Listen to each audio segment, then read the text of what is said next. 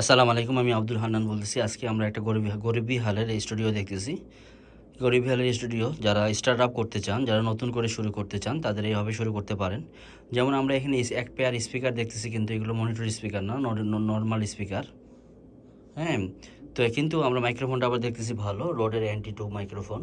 তো এখানে একটা মিডি কিবোর্ড দেখতেছি এবং এখানে একটা কম্পিউটার দেখতেছি। কম্পিউটারটা খোলা আছে এবং কেবলগুলো এলোমেলো আছে। যেহেতু আমি কাজ করলাম এবং ট্রাভেল শুটিং করলাম, আমি নতুন করে সেট আপ দিলাম, সুতরাং কেবল দেখা যাবে না। হ্যাঁ, সব কিছু এলোমেলো আছে। এলোমেলো অবস্থাতেই আমি আলোচনা করতেছি। তো এখানে প্রথমে কম্পিউটারটার কথা বলবো। যে কম্পিউটারটা লাগানো হয়েছে সেটা Windows base computer, IBM computer. সেটার হচ্ছে প্রসেসর হচ্ছে যে ইন্টেলের 10 জেনারেশনের 10400 এবং যেটার মাদারবোর্ড হচ্ছে যে Asus TUF Gaming B560 ME। Asus TUF Gaming B560 ME, যেটার মধ্যে দুইটা M.2 NVMe স্লট থাকলেও একটা M.2 NVMe-তে NVMe হিসেবে লাগানো যাবে এবং একটা SATA হিসেবে লাগানো যাবে। তো আমাদের মিউজিশিয়ানদের জটিলতা হচ্ছে যে একটা M.2 NVMe হয় না। কারণ হচ্ছে আমাদের সফটওয়্যারগুলো অনেক বড় বড় সফটওয়্যার হওয়ার কারণে এবং সেগুলো রান করার জন্য আমাদের কমপক্ষে 1 টেরাবাইট 2 টেরাবাইট হলে ভালো হয়। 1 টেরাবাইট M.2 NVMe করা হয়। কিন্তু যেহেতু এখানে আগে অলরেডি 500 GB SSD কেনা হয়েছে, এখন আরেকটা M.2 NVMe লাগানোর অবস্থান নাই। তো কী করতে হবে, এই 500 GBটা বাদ দিয়ে আরেকটা 1 টেরাবাইট বা 2 টেরাবাইটের NVMe লাগাতে হবে এবং এই NVMeটা হয় বিক্রি করে দিতে হবে অথবা একটা এনক্লোজারের মাধ্যমে চালাতে হবে।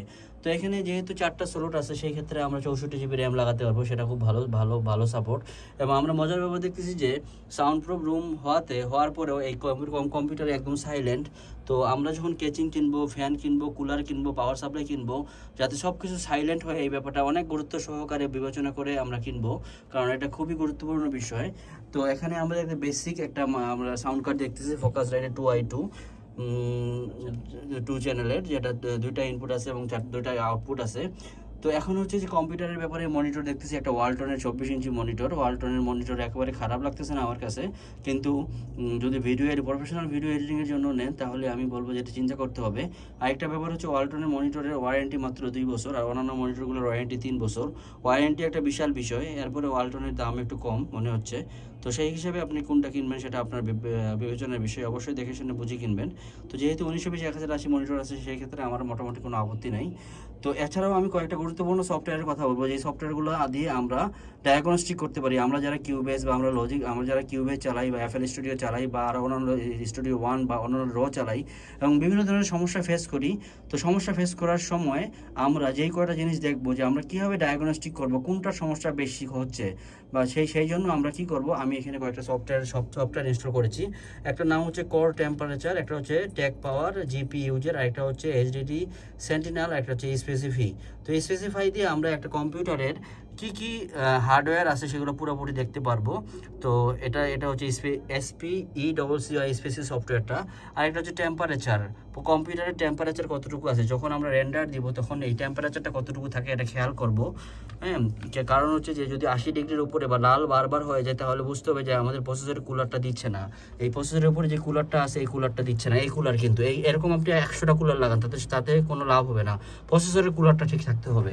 তো যাদের আমাদের এই টেম্পারেচার নিয়ে ইস্যু আছে, আমরা অনেকেই আমাদের প্রসেসর ভালো, মাদারবোর্ড ভালো, র্যাম বেশি, সব ভালো, কিন্তু আমরা এক্সপোর্ট দেওয়ার সময় ঝামেলা পাইতেছি, তখন দেখতে হবে আমাদের প্রসেসরের টেম্পারেচার, অথবা কিউবেজের মধ্যে খের পের করে এটা টেম্পারেচার বেশি হলে করে।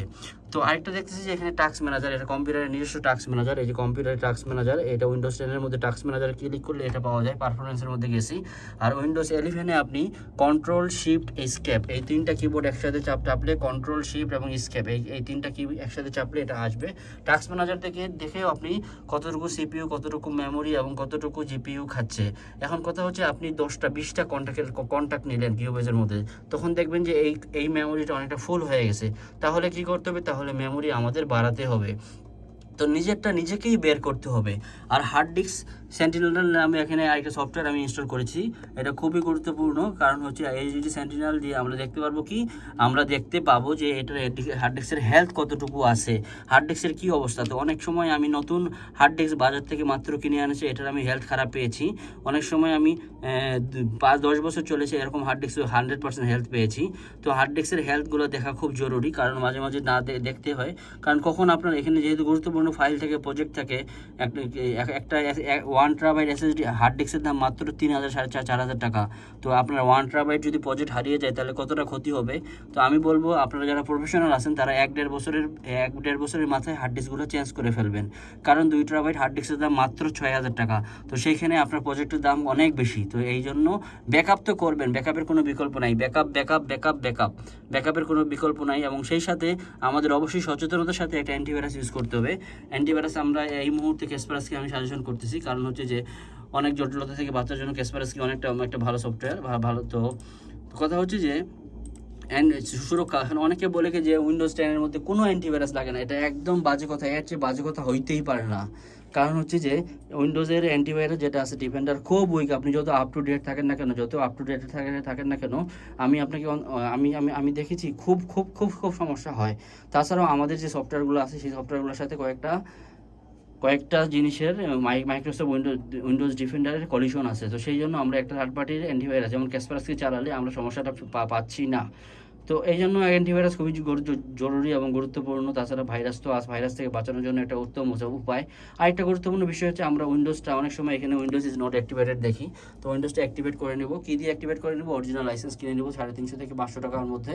তো এটার মধ্যে যে লাইসেন্সগুলো পাওয়া যায় সেগুলো একদম খুব ভালো লাইসেন্স, ডিজিটাল লাইসেন্স। আমরা কোনোভাবেই উইন্ডোজের activator third party KMS activator use করবো না, কারণ এটা প্রচুর পরিমাণে ম্যালওয়্যারে ভর্তি এবং খুব ডিস্টার্ব। তো আমরা 350-400 টাকা দামের উইন্ডোজ পাইলে কেন এটা ইউজ করব? তো এই গেল মোদ্দা কথা।